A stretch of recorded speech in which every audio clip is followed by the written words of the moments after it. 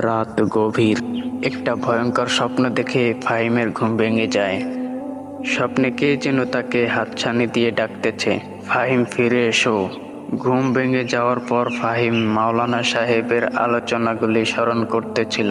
তার মনে একটি প্রশ্ন ঘুরপাক খাচ্ছে, আমি তো আসলে আল্লাহর পথ থেকে অনেক দূরে সরে গিয়েছি। আমার তো ফিরে আসা উচিত, কিন্তু আমার শুরু কোথায়, শেষ কোথায়?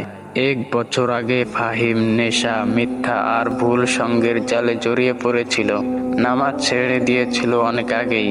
মা প্রতিদিন বলতেন, বাবা একদিন তুই ফিরে আসবি ইনশাল্লাহ। সে হেসে উড়িয়ে দিত। কিন্তু আজ হঠাৎ করেই এই প্রশ্ন তাকে কাঁপিয়ে দিচ্ছে, শুরু কোথায়?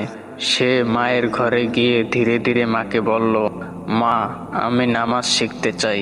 মা বিস্ময়ে তাকিয়ে থাকলেন, চোখে পানি চলে এলো।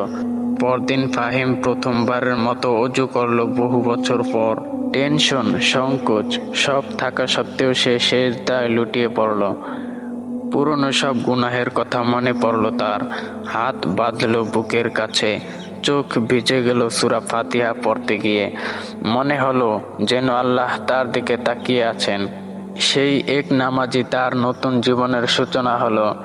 কুরআনের সাথে বন্ধুত্ব, ভালো মানুষদের সাথে চলাফেরা, মায়ের চোখের আনন্দ, সব মিলিয়েই তার হৃদয় বদলে যেতে লাগলো। একদিন এক বন্ধু বলল, তুই এত বদলে গেলি কিভাবে? ফাহিম শুধু বলল, আমি শুধু প্রশ্ন করেছিলাম শুরু কোথায়, আর আল্লাহ আমাকে হাত ধরে পথ দেখিয়েছেন। শিক্ষণীয় বিষয় এটাই যে আল্লাহ কখনো কাউকে ফেলে দেন না। যারা গুনাহে ডুবে আছেন তাদের জন্যও শুরু আছে। শুধু একবার অন্তর দিয়ে বলতে হয়, হে আল্লাহ, আমি কোথার থেকে শুরু করব? আমার শেষ কোথায় বা আমার শুরুই কোথায়?